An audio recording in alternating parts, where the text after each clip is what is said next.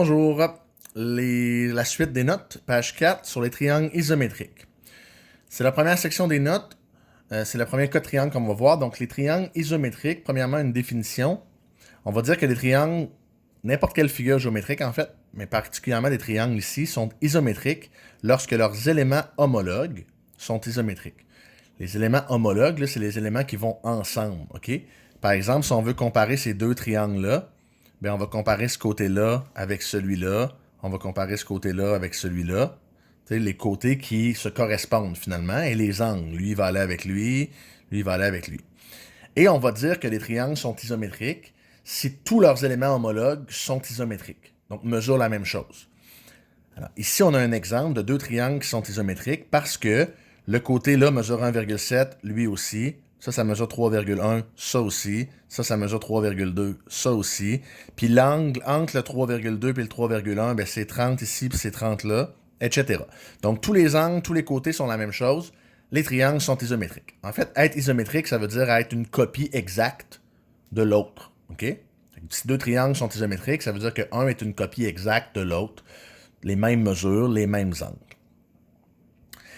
Le symbole pour l'isométrie, c'est ce que j'ai mentionné dans l'autre vidéo. C'est un petit égal avec une petite vague sur le dessus. On va écrire ça comme ça, si deux triangles sont isométriques. Le triangle ABC est isométrique au triangle DEF. Okay, c'est l'écriture qu'il faut utiliser en géométrie. Et les triangles isométriques, on va les nommer idéalement dans le même ordre pour les deux. C'est-à-dire, je vous donne un exemple. Si tantôt on a dit que le côté BA était homologue à ED, okay, ça c'est le même côté techniquement, mais si ce triangle-là, je le nomme par exemple BAC, ben, celui-là, je ne le nommerai pas FED. Je vais partir du même côté. Si j'ai commencé par B, je suis allé vers A puis vers C, je vais faire le même chemin dans l'autre. Donc je dirais que BAC est isométrique à EDF. Je pourrais aussi dire que CAB est isométrique à FDE. Peu importe dans quel ordre je le nomme dans le premier, je prends le même ordre dans le deuxième. OK? C'est la remarque qu'on fait ici. Pourquoi on parle de ça? Parce qu'on va jaser maintenant de conditions minimales d'isométrie de triangle. Donc, pour affirmer que deux triangles sont exactement de la même mesure, donc qui sont isométriques, j'ai pas besoin d'avoir l'information de toutes des trois côtés et des trois angles. Il y a des conditions minimales qui m'assure que le reste du triangle est aussi égal. OK? Il y a trois conditions minimales qu'on va énoncer pour la suite des notes. Il faut juste que vous sachiez que si vous êtes capable de confirmer ces conditions-là, ça veut dire que tout le reste du triangle est aussi isométrique. OK? Le premier exemple, c'est le plus simple. La condition minimale, c'est CCC pour côté, côté, côté. C'est-à-dire que deux triangles ayant trois côtés isométriques sont nécessairement isométriques. Fait que si j'ai deux triangles, puis je sais que j'ai des côtés de 5, 4 et 6, puis lui aussi, j'ai le 5, j'ai le 4, puis j'ai le 6, c'est sûr que les angles sont les mêmes. J'ai pas besoin qu'on me le dise, je peux le déduire. Donc, si on vous dit les côtés sont les mêmes, vous pouvez déduire, OK, donc c'est sûr que les triangles sont isométriques, ils sont les mêmes.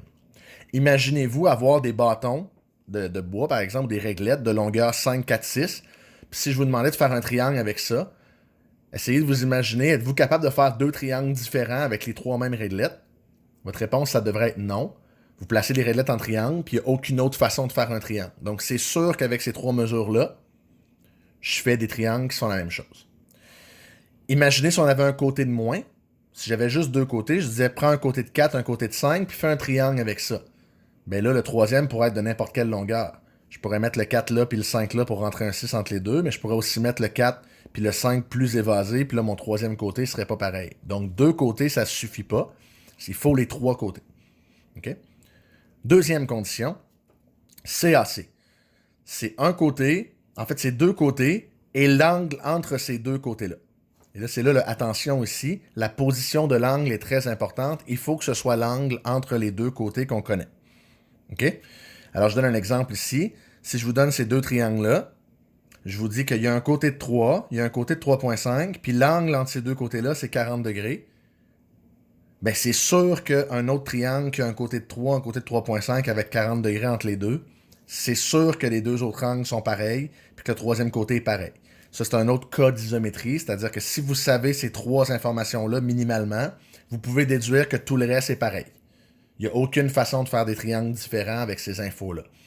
C'est par contre très important que le côté de 40 soit que l'angle de 40 soit entre vos deux côtés, parce que ça pourrait être très différent. Regardez, ici, j'ai aussi un côté de 3, un côté de 3.5, puis un angle de 40 ailleurs, puis c'est pas pantoute isométrique. Donc, si l'angle de 40 n'est pas placé entre les deux côtés, ben, il pourrait être là ou là, et là, ça fait des triangles différents. Donc, c'est très important la position de l'angle dans le cas CAC. Mais ce cas-là aussi, on peut déduire, si on a ces trois informations-là, que le reste du triangle est aussi isométrique. Dernière condition, c'est la condition ACA. Et c'est la même chose. Le côté doit être entre les deux angles. Mais si je vous dis j'ai un angle de 125, un angle de 30, puis entre les deux, il y a un côté de 3, mais si vous avez un autre triangle qui a un angle de 125, un angle de 30, puis entre les deux, un côté de 3, vous pouvez déduire que ces deux triangles-là sont isométriques au complet, donc que les autres côtés sont aussi les mêmes mesures et les autres angles aussi. Donc c'est le troisième cas d'isométrie. Encore une fois, on fait attention, ça ne fonctionnerait pas. Si l'angle de 125 et l'angle de 30, le côté de 3, s'il n'est pas entre les deux, c'est pas vrai que les triangles sont isométriques. Okay? Vous ne pouvez pas affirmer ça. Donc, à partir de ces trois cas-là, qu'est-ce qu'on va faire maintenant? Ben, pour la première semaine, ça va être tranquille. Là. Je vais juste vous demander d'identifier les cas, dans le fond, les différents cas pour des triangles. Mais il va y avoir quelques démonstrations. Et là, ça, c'est un bout avec lequel vous avez, les élèves en général ont de la difficulté parce que vous ne comprenez pas tant que ça qu'est-ce qu'il faut faire.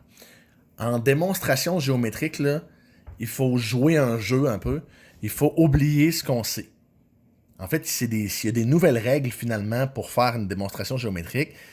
Puis c'est comme vous donner un handicap, c'est dire que tu as le droit d'utiliser juste ce qu'on te dit dans le problème. Pas tout ce que tu sais. OK?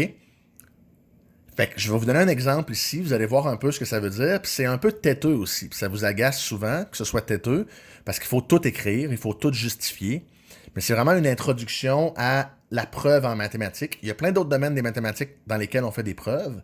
Le plus simple, le domaine le plus accessible pour vous, c'est vraiment la géométrie. C'est pour ça qu'on a fait ce choix-là au secondaire, de vous montrer les preuves en géométrie, parce qu'on peut faire des preuves en théorie des nombres, on peut faire des preuves avec des fonctions, on peut faire des preuves dans plein de domaines des maths. Celui-là, c'est le plus simple, entre guillemets. Mais vous allez voir, vous allez bloquer des fois en faisant « Ben voyons, c'est évident. Ben, je comprends pas quoi faire. J'ai tout ce qu'il faut. Je sais... » OK? Essayez de vous mettre dans le principe que vous savez juste ce qui est donné. OK? L'exemple ici. L'identification d'une mesure manquante dans ce problème-là. Donc, les étapes à suivre. La question, dans le fond, là, c'est quelle est la mesure du segment DE? On cherche ça ici. OK? On ne vous le donne pas, le segment DE. On ne sait pas, il mesure combien. OK? Ce qu'on sait, c'est les mesures qui sont là, puis c'est tout. On sait que c'est des droites. CE, BD, c'est des droites. Puis on connaît les mesures qui sont écrites, mais on sait rien d'autre. OK? Fait que vous seriez tenté d'emblée de dire, ben ça mesure 2.1, c'est clair, ça mesure 2.1 là, ça me affaire là. Mais on ne le sait pas vraiment. Il faut le démontrer. Il faut convaincre tout le monde, finalement, que c'est sûr que c'est 2.1, puis pas 2,09, puis pas 2,2. C'est 2.1. OK? Comment on fait ça? La première chose qu'on va faire, c'est qu'on va utiliser les triangles.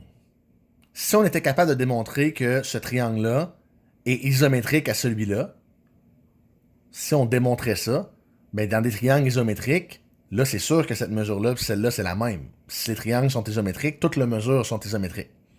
Donc, si on était capable de démontrer d'abord que ces deux triangles-là sont isométriques, on pourrait déduire à la fin que CB, c'est la même chose que DE. OK? Comment je peux montrer que les triangles sont isométriques? Ben, j'utilise une de mes trois conditions minimales. Évidemment, si je connaissais toutes les mesures, je pourrais dire ben, toutes les mesures sont égales, sont isométriques, puis j'aurais rien à faire. Mais là, je ne connais pas toutes les mesures. Mais il va falloir que j'utilise un de mes cas d'isométrie. Je vous rappelle les trois cas. CCC, CAC ou ACA. Regardons CCC d'abord. Ben, pour faire CCC, il faudrait que je connaisse les trois côtés de mes deux triangles. Et là, la question, c'est trouve le troisième ici. Fait que c'est sûr que je ne peux pas faire CCC, je n'ai pas mes trois côtés. Lui, on l'oublie. ACA, ben, il me faudrait deux angles dans les deux triangles.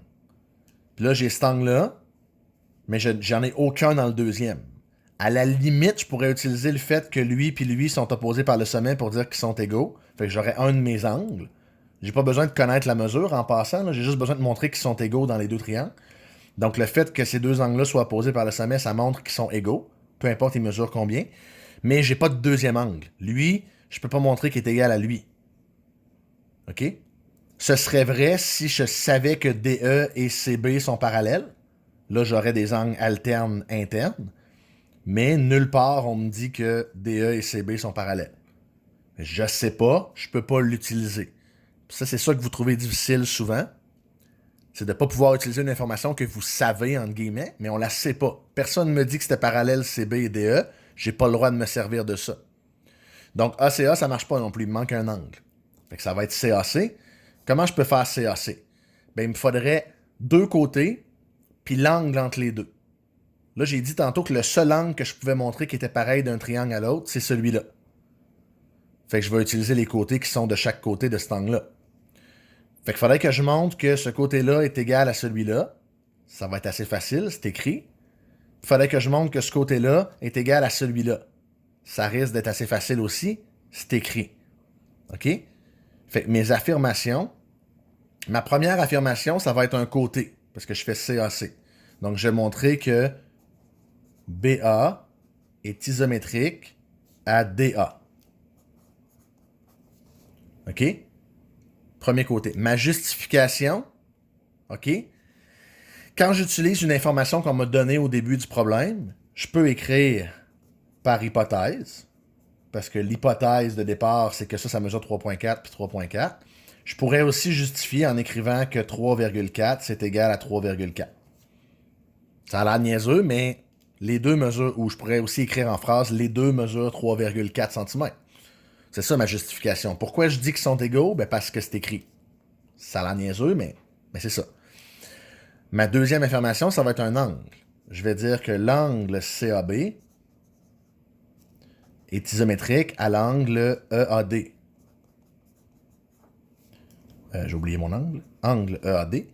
Pourquoi je peux dire ça? Parce qu'ils sont opposés par le sommet. Et ça, je sais que des angles opposés par le sommet mesurent la même chose. Donc, parce qu'ils sont opposés par le sommet, j'ai le droit de dire ça. Dernière affirmation, c'est que CA est isométrique à EA. Puis encore une fois, pourquoi j'ai le droit de dire ça? Ben, par hypothèse, ou parce que 4,9 est égal à 4,9, ou les deux mesurent 4,9. OK? Et là, comme j'ai justifié un C, un A et un C, je peux affirmer finalement que les triangles CAB est isométrique au triangle EAD, pardon. Je peux affirmer que ces deux triangles-là sont isométriques. C'est comme ma justification par CAC. Je viens de le faire en haut. Donc, par conséquent, le côté... Pardon. Ça, c'est ma section 2 ici. Donc, déduire les mesures manquantes à partir de celles des éléments homologues. Ben, puisque CB est isométrique à DE, hein, c'est des triangles. J'ai montré que les triangles étaient semblables, donc tout est isométrique, pardon. Donc, toutes les mesures homologues sont isométriques. Donc, CB est isométrique à DE, donc DE mesure 2,1 cm. Ça, ce serait mesure de DE. Je m'excuse, j'ai oublié mon M. Donc, la mesure de DE, c'est 2,1, parce que c'est la même chose que là. Donc, vous voyez, tout le processus est assez têteux. Il faut justifier tout ce qu'on sait. Puis des fois, notre justification, c'est évident. OK? Là, j'ai pas fait un exemple comme ça, mais il va y en avoir dans les notes, dans les exercices, pardon. Fait que je vous le fais rapidement. OK?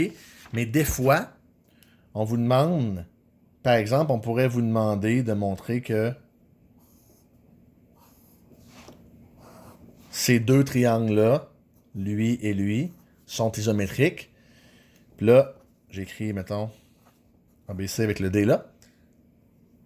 Mais si vous voulez montrer que dans les deux triangles, ce côté-là, pour le triangle ici, est égal à ce côté-là pour ce triangle-là, OK? Le côté AD, là, c'est le même côté dans les deux triangles. Mais ça, vous n'avez pas besoin de justifier ça, là. sais, vous pouvez écrire AD est isométrique à AD, puis votre justification, c'est... moi, j'aime bien écrire DA, parce que c'est bien trop évident, j'ai rien à justifier. Là. AD est égal à lui-même, il n'y a rien à justifier. Si vous étiez au ministère et vous vouliez être un petit peu plus clean, au lieu d'écrire DA, vous pourriez écrire c'est le même côté. OK? Ça suffit comme justification. Fait que des fois, vous aurez besoin dans les exercices d'utiliser ça. C'est un côté qui est le même dans les deux triangles. Ben, vous pouvez écrire juste il est égal à lui-même parce que c'est évident. OK? Mais pour les autres, il faut donner une justification. S'il est opposé par le sommet, s'ils sont alternes internes, si c'est parce que vous savez que les côtés opposés d'un rectangle sont les mêmes, si c'est parce que vous savez que les angles opposés dans un parallélogramme sont les mêmes. Mon Dieu, mon lave-vaisselle fait un bruit bizarre, je m'excuse. Donc c'est ça. Vous devez justifier. Si c'est le même côté, ben, vous pouvez écrire c'est le même. Donc je vous laisse faire les exercices. Je serai pas trop disponible en début de semaine parce que ma blonde accouche en tout cas, quand vous allez écouter la vidéo, elle va avoir accouché.